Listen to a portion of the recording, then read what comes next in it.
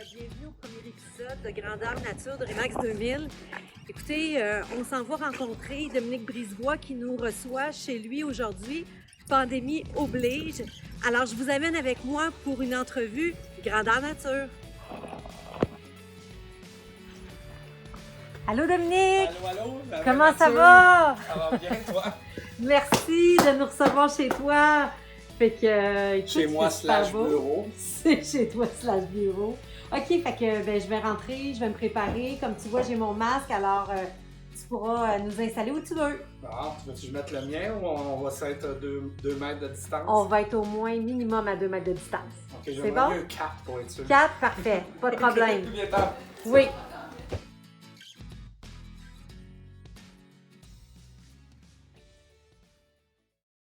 Parle-moi de la dernière année, à partir du printemps passé, quand la pandémie a commencé, je pense que c'était une grosse année pour tout le monde. Toi, tu as vécu plein de choses au travers de ça. Ça n'a pas été facile. On est en explosion dans le marché immobilier. Comment tu vois le marché actuellement, toi? Ouh, ça c'est une question que tout le monde me pose à tous les jours, des fois 2-3 fois par jour. Je te dirais que c'est un marché que les gens pensent où que c'est facile, où ce que les courtiers font beaucoup de sous. Je dirais qu'on s'en sort quand même pas pire, mais c'est juste que je trouve qu'on a une gestion de stress supplémentaire des clients. C'est juste que je trouve que la montée est pas mal fulgurante d'un coup au lieu de que ça soit plus mollo. On a tous perdu nos repères. Oui, exactement. Mais il faut y expliquer bien la nouvelle réalité. C'est vraiment Donc, ça. on est vraiment dans la gestion de risque. C'est juste bien ça. plus qu'avant. Oui. C'est que c'est en permanent changement. C'est qu'il n'y a pas une année qui est pareille. Là, on est dans le contexte de pandémie. Là, des fois, le marché, c'est un marché d'acheteurs. Des fois, c'est un marché de vendeurs. Là, on se retrouve complètement dans de quoi de nouveau presque à chaque année. Puis même cette année, le début 2021, même si on est encore en pandémie, on n'a pas le même genre qui s'est passé l'an dernier quand on était dans le néant, ou même l'inconnu de savoir qu'est-ce qui s'en venait avec cette fameuse pandémie-là. On a pris plus d'expérience un peu. Oui. Puis tu sais, tu me dis, c'est ça, ça fait presque 13 ans maintenant, ça fait 13 ans cette année, hein, 2021, que tu es courtier. Toi, tu étais en administration, tu étais en comptabilité dans une entreprise. Qu'est-ce qui a fait qu'à un moment donné, ça t'a tenté de faire le saut en immobilier?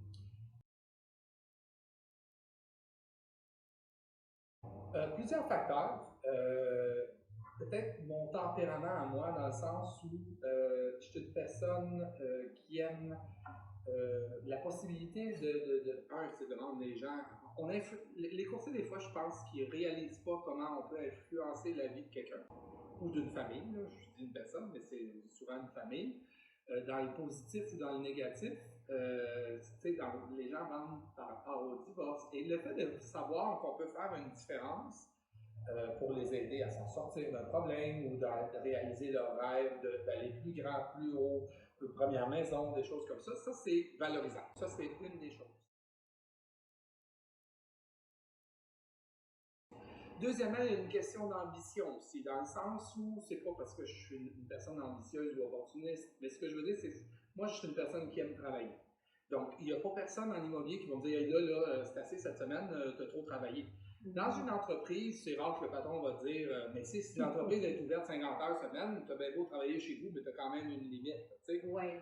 Moi, l'immobilier, c'est sky is the limit. Il n'y en a pas de limite, dans le sens que c'est toujours comme à l'infini, puis quand tu travailles bien, le travail arrive de lui-même, où les gens te réfèrent. Alors, j'ai jamais manqué de travail non plus, et ça, c'est une chose qui m'allume, qui me valorise en me disant que je peux travailler, même que des fois c'est l'inverse, je devrais me mettre une limite de dire là, ça suffit, là, parce que ben beau réaliser des rêves et tout ça. Puis, vient aussi le fait, de l'immobilier, tout le monde en parle. Dans un souper de famille, à Noël, à l'Halloween, hey, tu penses que le marché va monter? C'est un sujet intéressant. Puis c'est un sujet qui fait vivre l'économie aussi, pas juste canadienne, mais c'est un sujet que c'est passionnant. Ça va-tu monter, ça va-tu baisser? Tu peux faire des prédictions, tout le monde peut dire n'importe quoi. C'est vrai. Tu sais, il y a plein d'affaires fait que c'est un sujet le fun. Puis il y a une question aussi, moi j'ai étudié en administration, comme tu disais, et ce côté-là, l'immobilier a deux côtés, selon moi, qui les gens ne comprennent pas. Il y a le côté rationnel, qui est les chiffres, les statistiques, les comparables, tu sais, qui va chercher ce côté-là financier ou mathématique. Oui. Puis il y a le côté émotionnel que tu n'as pas de contrôle. Puis quand je dis émotionnel, c'est autant nos émotions que nous autres, on doit souvent étouffer ou essayer de moins paraître, mais d'essayer de calmer aussi le client vendeur ou acheteur qui est dans une situation de stress, de changement, puis dire hey, wow, ça fait partie de notre travail. Puis ça, je trouve qu'en 2021, même en 2020, c'était pire. Je trouve qu'on a une fonction supplémentaire qui est, je dirais pas peut-être à s'asseoir dans une chaise puis à faire le psychologue, mais ce que je veux dire, c'est les gens ont besoin d'être écoutés. On a un rôle d'apaisement peut-être quelque part. Plus que jamais. Ben Dominique, justement, tu t'amènes à ce point-là, tu dis, vous avez eu 21 offres, puis évidemment, tu as une maison, fait qu'il faut que tu acceptes une offre, tu ne peux pas en accepter 20, malheureusement. C'est quoi qui a fait que vous acceptez cette offre-là, vous avez accepté plutôt qu'une autre?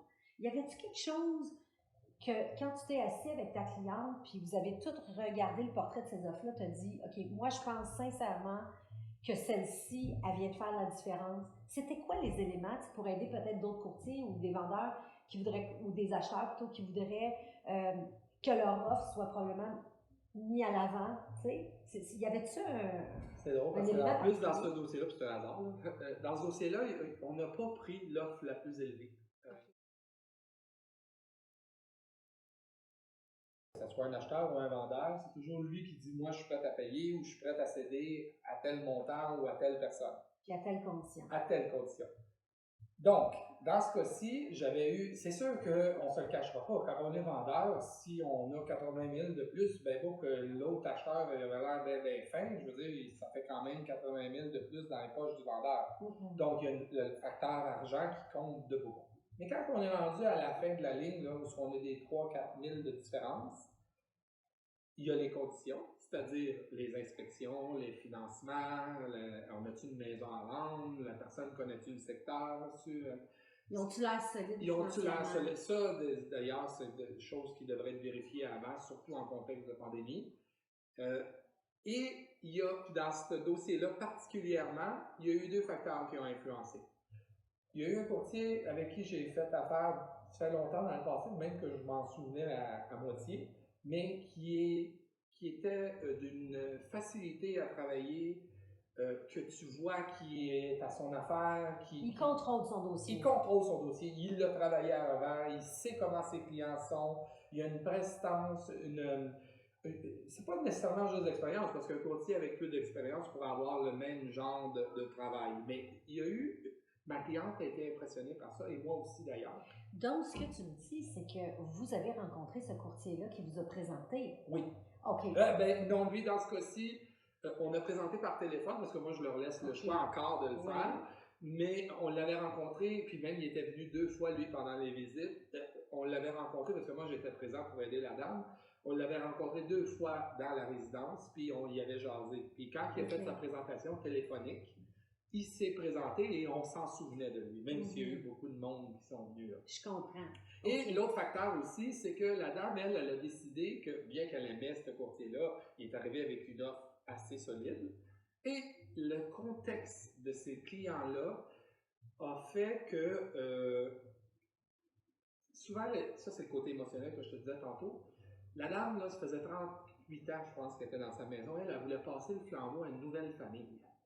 Alors, elle n'a pas choisi l'offre la plus élevée. Il y en avait une autre qui était un petit peu plus élevée, mais quand je dis plus, c'est minime, là. Mais elle a aimé la famille, elle a aimé le courtier. Moi, j'ai été dans le même sens, dans le sens que j'ai dit à elle que, effectivement, le monsieur fait bien son travail, puis c'est agréable de travailler avec lui. Donc, le choix, c'est elle qui l'a fait, pas moi, ben, quand je dis elle, sa famille. Sur le deuxième courtier, la deuxième offre la plus élevée. Quand j'ai la deuxième, je parle toujours du montant, je ne parle pas des conditions. Et on a accepté une offre, une petite affaire moindre. Alors là, on n'a pas le pouvoir de décision. C'est la dame qui a dit moi, je veux celle-là pour telle raison. Fait que, là, dans ce cas-ci, on amène l'expérience, on amène les offres sur la table, mais la décision finale vient du vendeur ou de l'acheteur sur qu'est-ce qui est prêt à payer ou qu'est-ce qui est prêt À céder, à comme céder. tu disais tantôt. Exactement. C'est bon. Puis là, tu travailles avec des acheteurs en ce moment ou Les deux. les deux, et des vendeurs et des Les acheteurs. deux, ouais. Puis, as-tu des trucs avec tes acheteurs actuellement que tu veux partager avec d'autres courtiers ou des choses que toi tu vois que ça fait la différence? Parce que tu sais, on l'a dit tantôt, les acheteurs vivent beaucoup de déceptions. Donc, je dirais la loyauté, tu sais, d'être capable de faire de rétention de clientèle quand tu as fait plusieurs offres avec eux autres et que ça n'a pas fonctionné, des fois c'est difficile. Qu'est-ce qui fait la différence? Ben, c'est de leur montrer qu'on est là, qu'on les comprend, de leur expliquer le chemin que ça va être avant de partir, que ça va être difficile. Puis moi, je le dis tout le temps aux acheteurs, même aux vendeurs, si c'est pas celle-là la vôtre, il va en avoir une prochaine. Bon, c'est sûr que déception par-dessus déception, à un moment donné, on vient qu'on a de la difficulté. Puis même, nous, à l'interne, c'est une autogérance de gérer ce stress-là des autres. On ne se le cachera pas, nous autres aussi, on devient comme des fois... Mais c'est parce qu'on est des éponges. Ben oui. On absorbe les émotions de nos clients, tu sais, voilà. Puis on essaie justement de les réconforter que ça va fonctionner. Mais après 7, 8, 10, 12 offres, des fois qui n'ont pas fonctionné, des fois ils se découragent. Ben, on peut se décourager nous aussi, puis il ne faut pas le démontrer. On dit tabarouette. Mais il y a une question d'éducation. Puis là, je suis là-dessus ces temps-ci à dire il faut les éduquer. Exemple bien simple, on a un budget de 400 000, c'est plate à dire, mais avant, quand on avait un budget de 400 000, on pouvait se permettre de regarder une maison à 425 puis de la négocier un peu, puis de dire on va arriver proche du 400. Maintenant, on a un budget de 400 000, il faut regarder une maison de 350 puis dire elle va être 50 000 de plus. Fait que ça, d'arriver avec cette éducation-là au client acheteur, de dire tu vas payer 50 000 de plus que le prix demandé, parce que c'est presque la réalité dans plusieurs régions. La pilule est difficile à passer, mais quand tu leur as dit d'avance, ils savent. Puis des fois, le 50 000 ne sera même pas suffisant. Mais là, il faut que tu leur dises, mettez-vous une limite. C'est comme moi, je parle souvent des fois des gens qui vont jouer, mettons, aux cartes ou au casino. Des gens, supposons qu'ils ont des sous ou ils veulent avoir du plaisir dans une soirée, il faut qu'ils se mettent, supposons, dire, moi, je me mets une limite de 100 $ à dépenser ce soir aux cartes ou whatever. Ben, si on arrive à ce 100 $-là, il faut se dire, ben, regarde, c'est fini. Fait que cette propriété-là, c'est la même chose. Bon, c'est fini, on ne l'a pas eu. Puis, bon, là, je dis tout le temps aux acheteurs aussi, dites-moi pas que vous auriez été prêt à mettre 5-10 000 de plus demain matin, parce que là, ça va être trop tard. On n'aura pas de deuxième chance. C'est fini.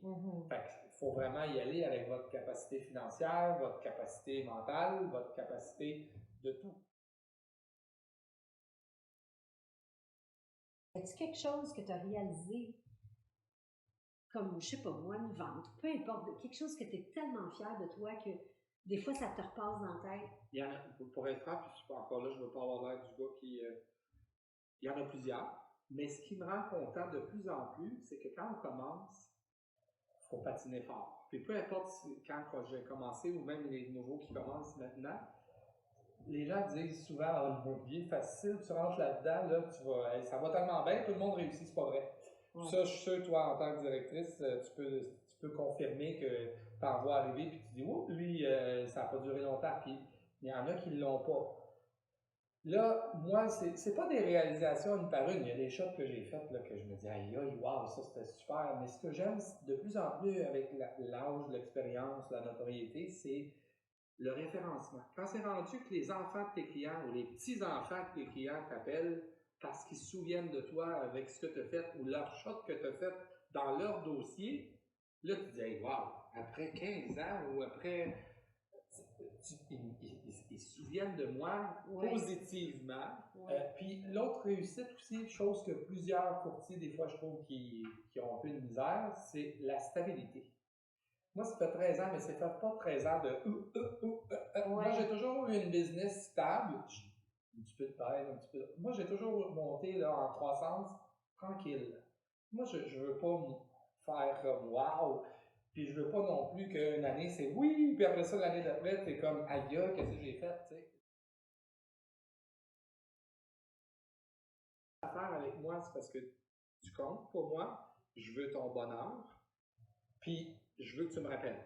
Puis je veux que tu t'en souviennes. Fait que ça, quand ça vient, je te dirais que c'est la récompense fois deux. C'est là que... Puis chacun va chercher des choses différentes. Puis là, il y a des courtiers qui ont une boîte où ils travaillent pour d'autres raisons. Moi, c'est ce côté-là qui me... Qui te nourrit. Oui. Puis si je parlais à tes clients, acheteurs ou vendeurs, qu'est-ce qu'ils me diraient toi, Dominique? Qu'est-ce que tu penses que les gens apprécient le plus de toi? Moi, je vais dire, autant dans ma vie personnelle que dans ma vie professionnelle, c'est mon côté authentique. Je te dirais que, authentique, honnête, dans le sens, moi, s'il y a quelque chose que je trouve qui n'a pas de sens, même si c'est pas en ma faveur monétaire, je pense que c'est ça que les gens font, qui reviennent. Dire, ben là, regarde, si tu fais ça, moi, je trouve que ça n'a pas de sens. Oui, tu vas faire de l'argent, mais ça n'a aucun sens parce que tu n'as pas d'éthique ou whatever, ou ça n'a aucun sens ton projet. Là, les gens, des fois, de se faire dire la vérité de même, ils sont vraiment, ou même, c'est arrivé, puis ça m'a payé, là. Ça, c'est le genre de choses qui vient me chercher. Il y a des couples, des fois, en séparation, qui me disent, là, on va vendre, on va faire ci. Puis là, moi, je leur disais, c'est pas la meilleure solution de vendre. C'est comme, la meilleure solution, ce serait qu'un des deux rachète la portion de l'autre. Ouais, mais là, j'ai pas les moyens. Ben, moi, je vais vous trouver quelqu'un, je vais vous aider. Mais je suis pas en train de prêcher pour ma paroisse. Moi, pour moi, ça aurait été bien plus rentable de dire, je vais mettre la maison en vente, puis je vais prendre un pourcentage à la fin de la transaction. Mais je n'étais pas capable de dire au client, fais ça. Et ça, ces clients-là, des fois, tu te dis, ben, Caroline, j'ai été perdre 2 heures assis à la table de cuisine dans une chicane entre 2 personnes. Mais là, ils te rappellent 2 ans plus tard, ils disent, hey, tu te souviens-tu de la maison? Moi, je veux m'en acheter une nouvelle, j'ai un nouveau ou une nouvelle conjointe. Puis là, tu dis, aïe aïe. Puis là, ou des fois, c'est même pas eux autres, ils vont se dire, hey, ma soeur, là, elle voulait s'acheter une maison, puis j'ai dit de t'appeler parce que j'ai eu confiance en toi. Hey, là, je te dis, là, moi, je carbure à ça. Là. Fait que ça, ce genre de choses-là, c'est vraiment de l'authenticité dans le sens de dire, c'est pas un show. Moi, c'est même, je te dirais, puis c'est niaiseux, là, mais je te parle d'habillement. On n'arrive pas là, moi je suis pas comme ça. Moi j'arrive pas chez le client là, que je mets un déguisement. Moi je suis comme ça dans la vie de tous les jours, puis j'arrive comme je suis. Puis si le client n'aime pas ça, ben il y en a d'autres courtiers. Mais ce que je veux dire, c'est que moi j'arrive là, puis c'est moi ça. Fait que si t'adhères, t'adhères. Si t'adhères pas, t'adhères pas. Et ça a été dans mon cas plus payant à la longue que de faire ça que de pas dire la vérité. Si tu me parles de tes valeurs, l'authenticité, puis mettons les valeurs qui seraient non négociables pour toi, Dominique, c'est quoi? Tu sais, à part l'authenticité, il doit y avoir d'autres affaires. Dans mes valeurs à moi, ça va un peu chercher les défauts des autres. OK. Puis malheureusement, dans notre domaine, comme dans tous les domaines, puis même dans d'autres domaines avec lesquels on fait affaire, je te dirais que la paresse, c'est une affaire que je ne suis pas capable. Okay. L'incompétence ou je ne savais pas. Je ne savais pas, je m'en ai pas dit. Ben, l'aveuglement volontaire. Ah, renseigne-toi, là. C'est comme, ou genre, quand quelqu'un essaye de te passer le pas, parce que toi, t'es bon. Oui. Tu sais, c'est comme, ben, appelle le client, toi. Mais non, c'est ton client. Appelle-les, toi. Et ça, c'est des défauts, là, ou même, dans le cas d'un courtier, c'est la disponibilité. Je te dis pas d'être 24 sur 24, mais tu sais, si le courtier, je sais pas, moi, il est disponible juste le lundi entre midi et de 3 heures, puis là, le client essaye de le rejoindre, puis même chose envers nous autres, dans le sens où tu as un collègue, là, ça se parle plus maintenant, là. Il y a tellement de méthodes de communication, c'est, peux-tu m'appeler? Tu peux-tu, genre, on peut-tu se parler? Si tu promets quelque chose, rends la marchandise, ou tais-toi. Si tu n'es pas capable de le faire, va pas te mettre la barre là, ton client, il attend. Là. Puis il n'y a rien que ça à faire, attendre, là, parce qu'il est chez eux à 8 heures là, à cause du couvre-feu, puis il attend que tu rendes ce que tu as dit que tu étais pour rendre. Fait que ça, c'est des valeurs pour moi qui sont très importantes. Authenticité, vérité, travailler, c'est tout, ça a l'air des défauts. L'engagement. J'entends ton engagement. Ouais. Puis l'autre chose que j'entends aussi, c'est le dépassement. Tu sais, c'est de livrer ce que tu as promis. Mais au minimum, ce que tu as promis, mais si tu livres plus, j'ai jamais entendu quelqu'un me dire, ben là, tu as trop livré. Monétairement, service, quoi que ce soit. Ouais. Mais pas les attentes d'un client là par rapport aux services, par rapport à leurs revenus, à leur vente, à leur quoi. Puis après ça, tu arrives et tu fais comme non, Oui. non, gère les attentes, tu sais. Puis sois réaliste. Promets pas plein de choses qui arriveront pas. Ça peut arriver, mais si ça arrive pas, ça crée des déceptions. Puis quand je disais que ça fait une différence d'arriver des gens, ils vont se souvenir de toi avec un souvenir de déception. Une amertume. Une amertume, et voilà, c'est ça le mot. Puis, en terminant, si tu avais un conseil à donner à un courtier qui a de l'expérience ou qui en est moins ou qui débute, ça serait quoi? Ça serait quoi la première chose que tu dirais? Que toi, tu te dis, OK, moi, si j'avais su ça, ou en tout cas, je l'ai expérimenté, c'est la chose à faire. Exemple, je sais pas, n'importe quoi. Il y en a deux. Je vais me permettre d'en dire deux. La première, c'est de travailler, comme je disais, la pensée magique des gens qui sont dans l'immobilier ou qui veulent aller dans l'immobilier ou qui regardent l'immobilier, c'est de dire, ce domaine-là, là, tu fais rien puis ça roule. C'est pas vrai. Moi, je suis rendu où ce que je suis rendu parce que je me suis levé de bonne heure, parce que je travaillais les soirs, les fins de semaine, j'ai engagé du monde, j'ai pris des risques. Il faut travailler. Ça, c'est la première chose. Puis la deuxième chose, ça va dans le même sens que qu'est-ce que je viens de te dire, c'est pense pas à toi dans ça. Toi, tu es là comme intermédiaire. Tu es là pour faciliter le travail. Tu es là pour ton expérience, ton innovance, ça se dit-tu, ça, c'est ton expérience d'arriver avec des nouvelles idées. Oui, ta créativité. Créativité. Oui, ta stratégie. Stratégie, tu as une expertise, utilise ça. Et comme je dis, si tu penses que tu fais de quoi qui n'a pas de bon sens, mets-toi pas dedans ou dis-le. Pour que les gens disent, là, ça n'a pas d'allure de se mettre. Alors, faire ça pour les bonnes raisons. Malheureusement, puis ça, c'est le capitalisme, les gens, des fois, ils disent, on va faire de l'immobilier, on va faire de l'argent. Faire de l'argent. Oui, il y a un côté faire de l'argent qui est dans n'importe quel métier qui est le fun. Mais si ta raison première est de faire de l'argent, tasse-toi de là. Parce que tu vis avec l'influence de la vie des gens. Puis si la seule préoccupation que tu as, c'est de faire de l'argent, tu n'es pas à la bonne place. Mets ton argent en bourse, puis en arrière de l'ordinateur, tu ne vois pas personne. Là tu influences des familles, des deuils, des maladies, des enfants, des divorces, des mortalités. Puis si ton but, c'est de faire de l'argent toi, ben tu n'es pas dans la bonne branche. Puis ça, les gens, ils le sentent. Même si tes babines ne suivent pas les bottines, comme disait ma mère, ça se sent. Donc, si tu dis que tu as l'air à être là pour le client, mais qu'en réalité, tu es là pour ta poche, ben, tu n'auras pas une réussite. Ou si tu en as une, ça va être éphémère. Fait que, authenticité, disponibilité, puis ça, selon moi, on est gagnant avec ces deux qualités-là. Merci Dominique. Merci à toi. Merci du temps. Bienvenue.